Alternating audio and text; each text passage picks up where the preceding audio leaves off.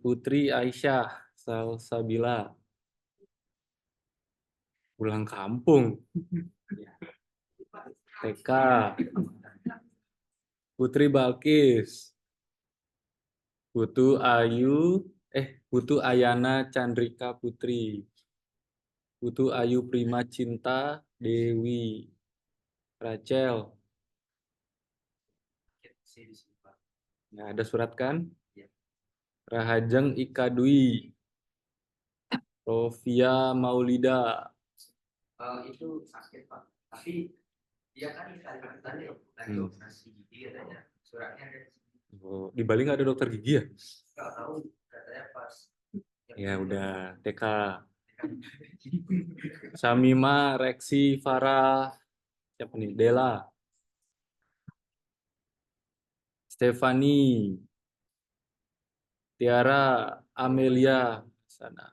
Komang Adrianta Halim Komang Jaya Widiarta Komang Wahyu Adiputra TK Komang Wisnu Mahaputra M. Haidar Zamzami Ngade Dwi Kurniawan. Belum bangun? Hah? Ya TK dulu kan, sekarang nggak ada kan? Michael Noel Christian Malonda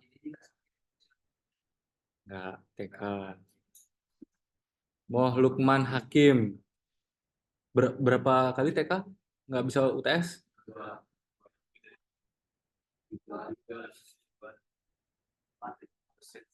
3 ya. Moh Lukman Hakim, oh ya udah. Minggu depan ya kita UTS. Teori dulu apa praktek?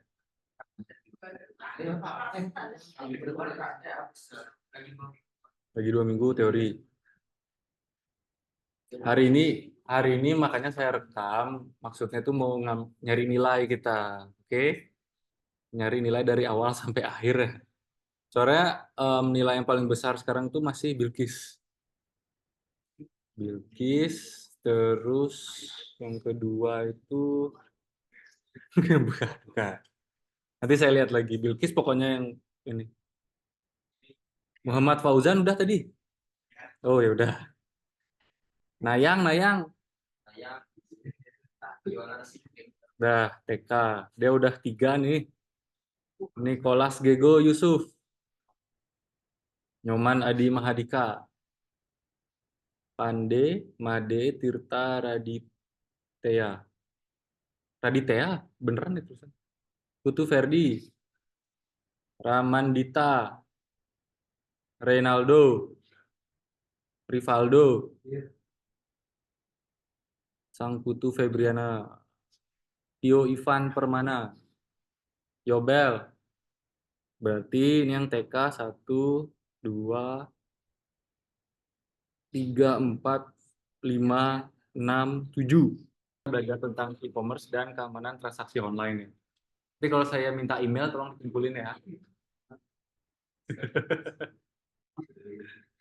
Aduh. Kok nggak bisa?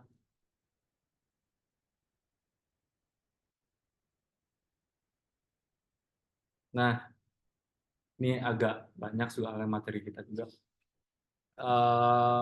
Pertama tuh pengantar e-commerce. Yang kedua ada perkembangan e-commerce, keamanannya, teknologinya, pembayarannya bagaimana, terus perlindungan si konsumennya bagaimana. Kalian ada yang pernah jualan di e-commerce kan? Selain beli. Masa nggak pernah ada yang jualan di e-commerce? Berarti kalian konsumen aja nih ya? Kalian beli aja nih ya berarti ya? Nah ini yang nomor 7 ini nanti kita praktek terbaiknya gimana untuk di e-commerce sama tantangannya. Oke, sekarang definisi e-commerce. E-commerce itu apa sih? Ada yang tahu nggak? Warming up pagi-pagi. Yo, Waduh, emang belum saya ajarin kan? Cuman ayo pakai pengetahuan kalian. Ntar dulu Bilkis. Kasih yang lain dulu, kasih yang lain. Ya, siapa? Panggilannya siapa? Absen berapa?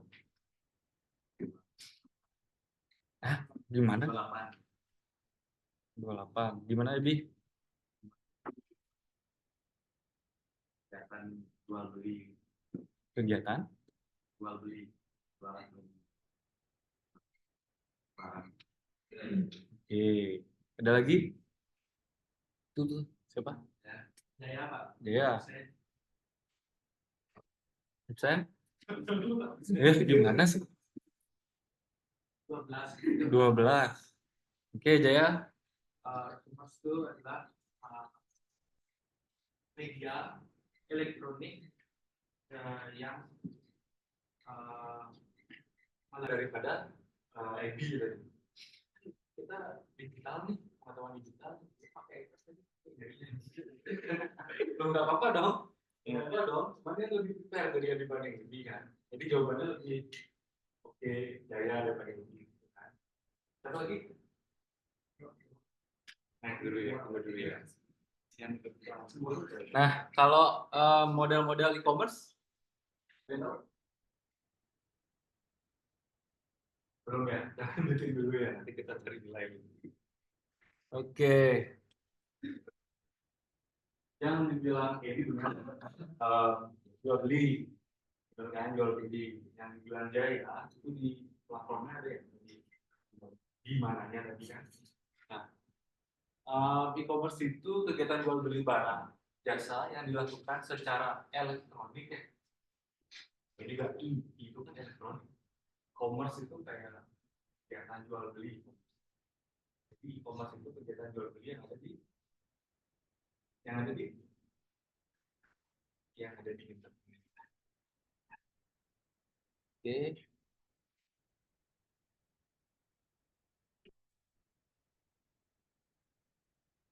Nah, itu dia tadi. Jenisnya, kan tadi diajarin B2C, B2B itu apa ya? Belum ya? Tahu ya? Tahu ya? Ini kita dalam. B2C itu. Nah, jadi B itu adalah bisnis, oke? C itu adalah G, ada G. G itu apa? Government. Oke, itu aja dulu ya. Konsep dasarnya apa? Sekarang di B2C.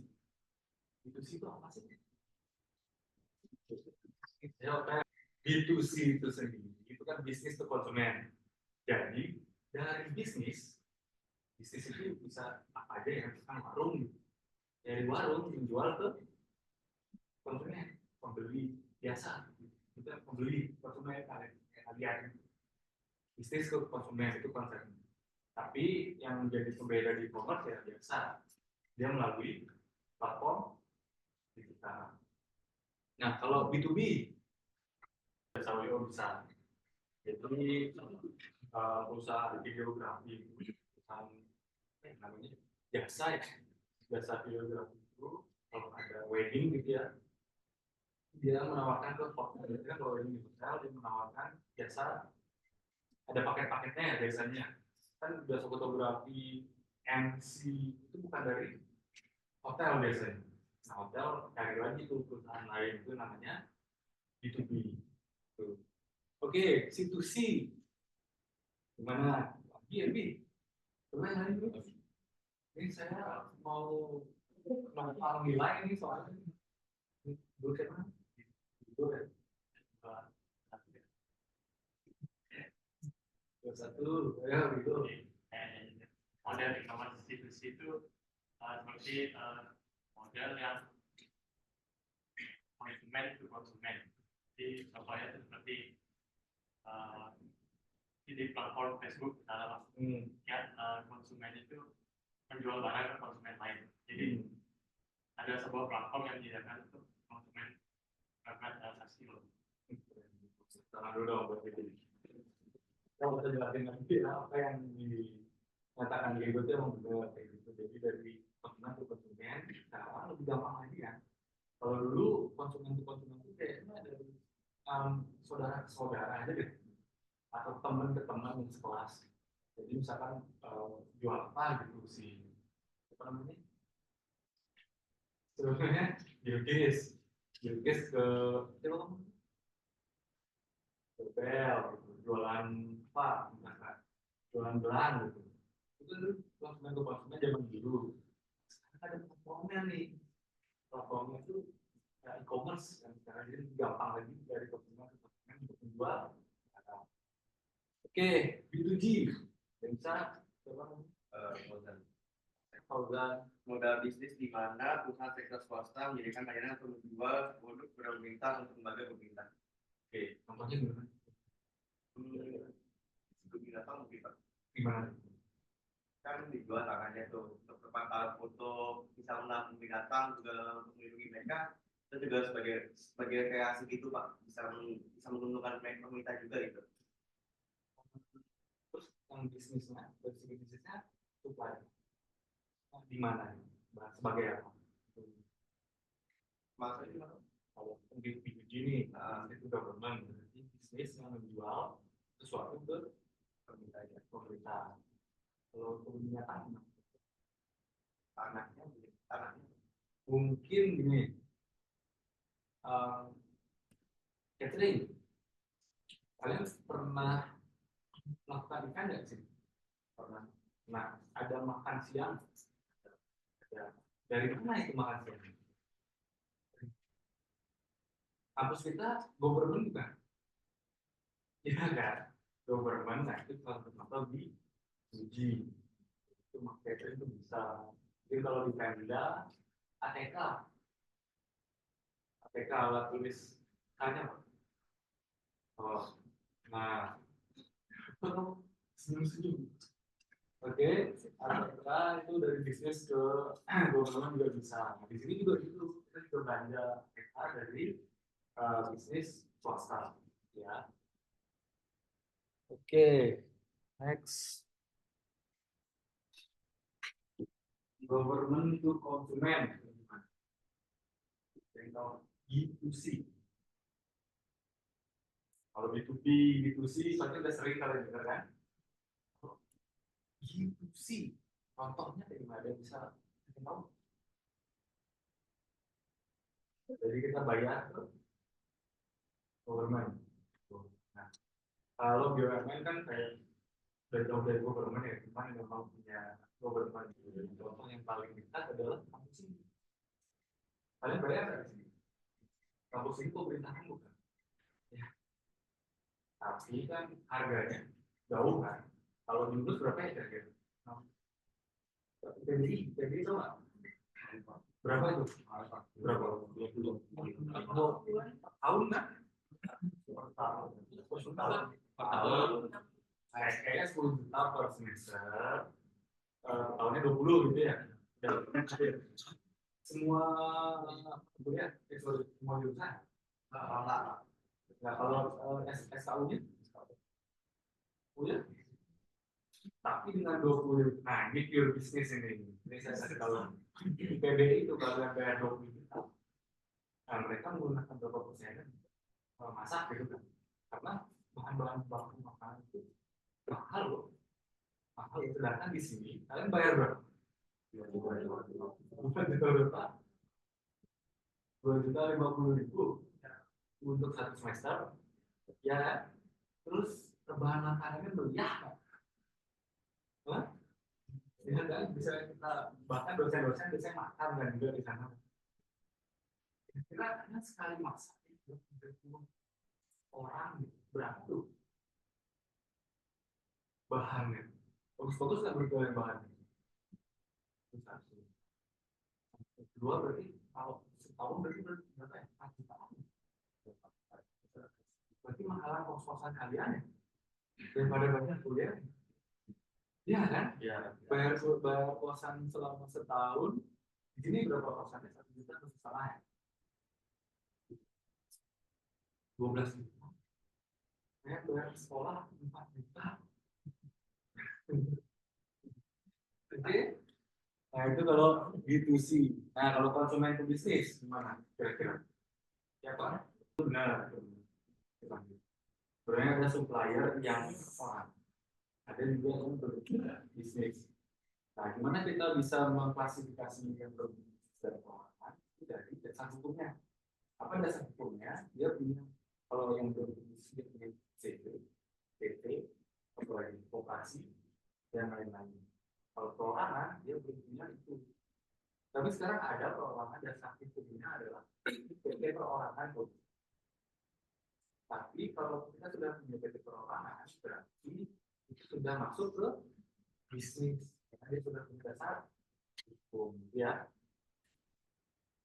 G2B, G2B, government to business. Nah, kalau government to business ini biasanya kayak dari government membuat jalan. Itu ke siapa? Biasanya. Kontraktor. Nah, kontraktor ya biasanya entah itu BUMN atau swasta. Kalau dia ke BUMN sudah masuk sebenarnya ke B2B karena BUMN itu adalah dasar hukumnya adalah perusahaan bisnis, perusahaan bisnis tapi dimiliki oleh bagian besar sana dimiliki oleh pemerintah. Ya, itu G2B. Sudah paham? Perbedaannya? Kita ada di BTS dulu. Hah? Iya, nanti saya tenang. Oke, gimana perkembangannya? Kira-kira perkembangannya gimana? Kita nggak bahas secara global. Perkembangan e-commerce di dalam negeri itu gimana? Ya, jadi ada yang lain nggak dulu? Mungkin salah satu contoh perkembangan secara nasional ya. Secara global, pertumbuhan e-commerce. Sebenarnya yang pertama itu pola konsumen nasional, pola kita juga berubah. Oke, saya kasih contoh ya di Gojek misalnya. Sebelum ada Gojek, kita kan nggak pernah beli ya. Terus behavior kita juga kalau mau keluar, kalau di rumah pasti nggak akan belajar gitu kan, karena ada yang belajar kayak Gojek sekarang. Kalau mau belajar kan keluar. Kalau mager nggak jadi belanja. Tapi sekarang kita mager pun kita keluar uang bisa belanja. Itu dapat respon. Kalian tahu nggak di Gojek itu pernah ada kayak summary-nya itu per tahun kalian belanja berapa? Total kalian belanja dalam tahun? Pernah nggak kalian ya? Nah, berapa? Kamu total belanja berapa? Kira-kira. Di Gojek. Kamu punya berapa e-commerce? Kira-kira Shopee juga bisa Gojek. Kalau Gojek berapa? Boleh nggak begitu? Nah, kalau di Shopee boleh nggak? Oke, kalau saya di Gojek, saya ini kaget juga ya, saya kaget juga selama 2023. Total saya belanja di Gojek, mau belanja, mau pergi itu pakai total itu ada 60 juta dalam setahun. dalam setahun. Coba sekarang, coba saya minta tolong sampai saya itu, coba dibagi 12 ya Pak. Sih, 5,5 saya belanja sebulan berarti. Makanya saya marah-marah di awal tahun 2024. Apa yang saya belanja ini? Setiap bulan 5,5. Nggak kerasa loh, maksudnya pulang kerja, buka Gojek, terus lihat-lihat makanan, terus kayak nasi goreng itu, nasi goreng 20.000, pengiriman 10.000, apa lagi itu? Udah 30 ya, anggap 50.000 itu. Belum lagi istri saya apa, belum lagi anak saya. Coba 5,5 juta dibagi 30 berapa? Coba, saya mau tahu.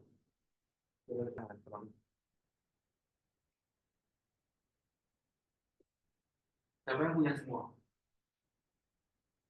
Siapa yang punya kartu bank? ATM. Yang nggak punya siapa? Nggak ada yang punya. Nggak punya? Di wallet. Siapa yang nggak punya? Tulis itu di wallet. Tulis itu di wallet kan? Berarti kalian punya semua ya? Karena kris itu dipaksakan oleh kemudian. Berarti kalian punya di wallet. Ada di kris itu bisa nyimpen uang nggak? Buat transaksi aja. Transfer, ada yang punya e-banking? Ada yang nggak punya? Punya semua. Terus kripto, siapa yang punya? Siapa yang punya? Nggak punya kripto? Coba, beli 100.000. Bitcoin bisa 1.000 0,00000 berapa? Saya pernah kok bayar dari botol kalau nggak salah. Botol saya beli botol pakai bukan Bitcoin, pakai koin, pakai kripto. Lumayan kok. Terus nanti coba ya. Nah, yang mana yang paling aman menurut kamu? Jenis sistem pembayaran elektronik mana yang paling aman menurut kalian? E-wallet. E-wallet. Kenapa Fauzan? Fauzan?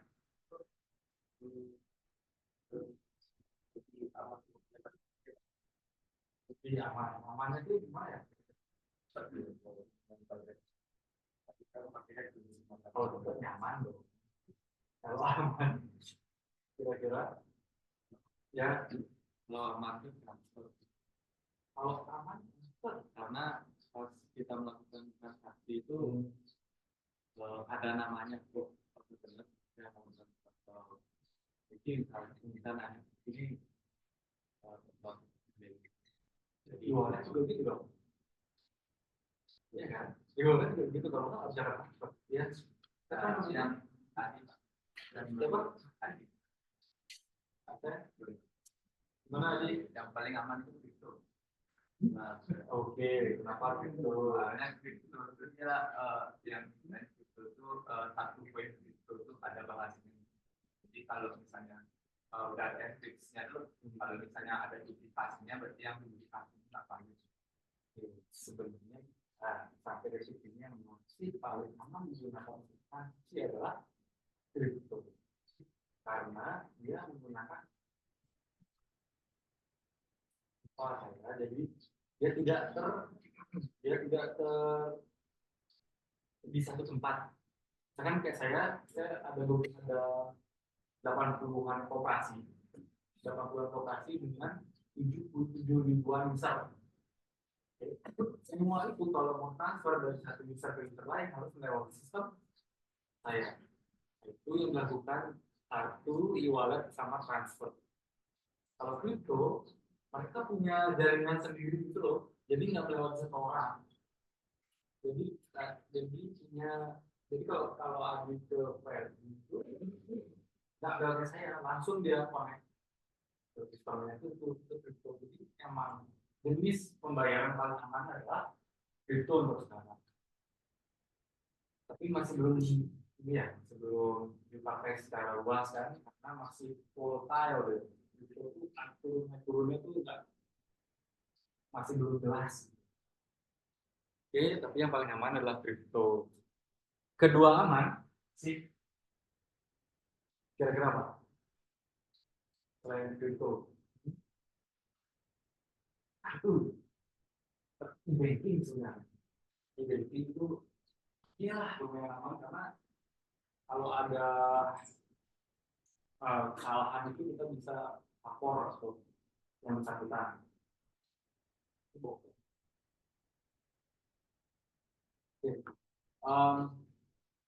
Kalian pernah nggak sih pakai token?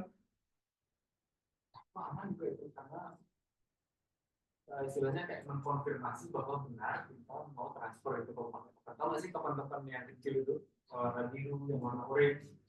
Nah itu tuh lebih aman lagi itu.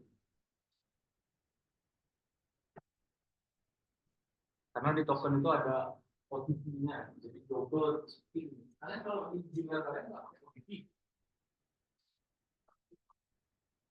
Ya, misalkan ini kalian emailnya di HP aja. Pas kalian pakai laptop token kalian, kalian login email kalian, jadi di HP kalian apakah benar ini Anda itu? Ini OTP itu dua harus konfirmasi itu harus ya nggak lumayan aman karena Gmail itu kan kayak WhatsApp sekarang ya.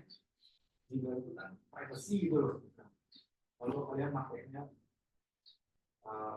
ke bank, email itu kalian pakai sekolah, email itu kalian pakai semuanya dan email itu. Kayaknya saya bilang, fair, tolong kumpulin nanti email teman-temannya. Oke, saya bisa bobol. Pakai bank apa nih kalian di sini? Banyak dulu. Sertifikasi harus bersertifikat kayak di kartu kalian ada namanya Visa sama Mastercard. Nah itu kan udah bersertifikasi. Token yang saya bilang tadi tokenisasi.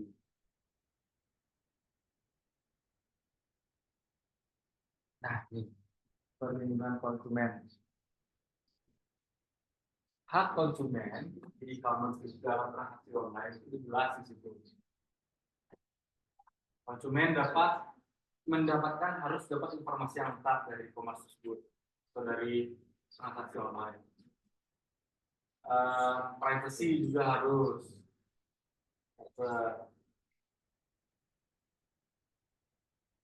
Hak untuk menolak keamanan.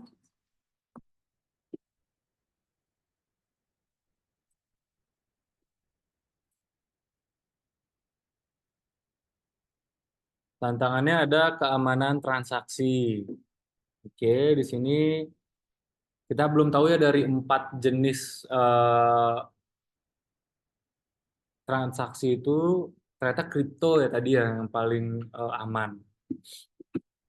Terus ada logistik dan pengirimannya. Ini kalau kalian di toko online, kira-kira biasanya kalau kalian beli di toko online itu pakai pengiriman apa? Yang paling cepat, yang paling aman. Aman nggak dia? Pernah nggak barang kalian rusak sama JNE? Belum ya? Dan paling murah ada Paxel ya kalau nggak salah ya. Kalau nggak salah Paxel itu paling cepat deh. Oh tapi paling cepat ya. Tapi nggak paling murah kayak JNE kan? Standar dia. Ya. Nah sekarang kalau masalah persaingan ini tantangan e-commerce, kalian lebih pakai apa sih? Dari yang besar-besar deh, Tokopedia apa Shopee? Kenapa?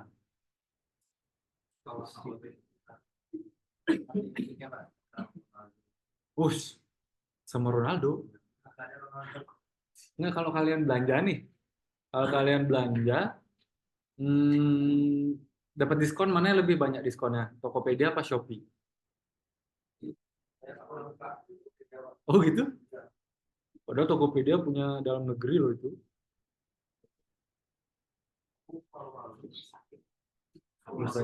Ada yang pakai, ada yang pernah pakai Blibli nggak? Apalagi itu Lazada? Nggak ada. Berarti kalau nggak Tokopedia, Shopee gitu ya? Oke, oke, oke, oke. Oke. Kalian pernah nggak belanja pakai AR atau VR? Belum ada ya? Shopee belum ada ya? Yang kayak nyoba-nyoba barang itu pakai kacamata. Itu kan sekarang di US sudah ada tuh kacamata VR itu. Kacamata VR dan AR itu ada sekarang. Kalau belanja pakai AI sekarang sebagian besar e-commerce juga ada AI-nya. Ada pembayaran digital. Kalian tahu nggak AR apa namanya? AR dan VR? AR itu augmented reality, kayak Pokemon. aplikasi kayak Pokemon. Nah, jadi kalau itu apa namanya, kalian lihat itu ternyata ada Pokemon kan, itu AR namanya, augmented reality. Kalau VR itu kalian virtual reality harus pakai ya gitu. Itu bedanya, oke? Perkembangan tren pembayaran digital, e-commerce hijau, voice commerce juga ada sekarang. Nah, udah nyampe tugas.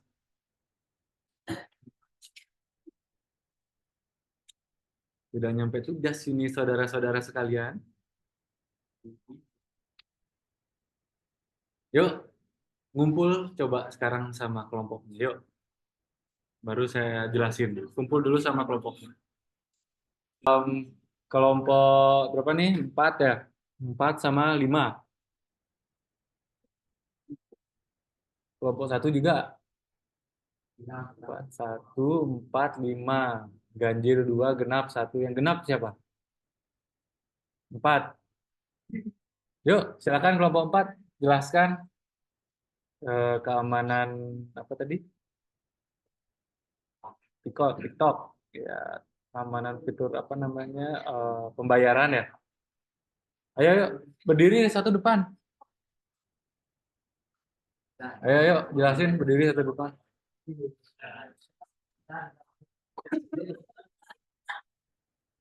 Ntar dulu. Ini Fauzan udah tadi. Yang coba yang belum ngomong dari tadi. Fauzan udah, Fauzan. Fauzannya mau ngomong. Fauzan apa?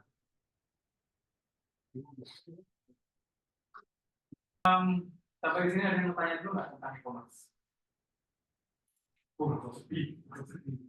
Oke, kalau gitu saya akhiri ya kelas hari ini, jangan lupa nanti semua bilang itu fair, itu di tanggal 2 minggu dari sekarang ya?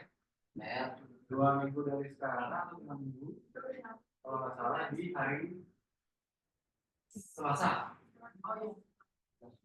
Ya, semua harus masuk ya. Soalnya nanti saya penilaian itu kelengkapan kelompok. Presentasinya, debatnya nanti cara menjawabnya. Oke, kalau tidak ada yang bertanya, semoga materi hari ini bisa bermanfaat buat kalian di depannya. Saya akhiri kelas hari ini. Oke, selamat pagi.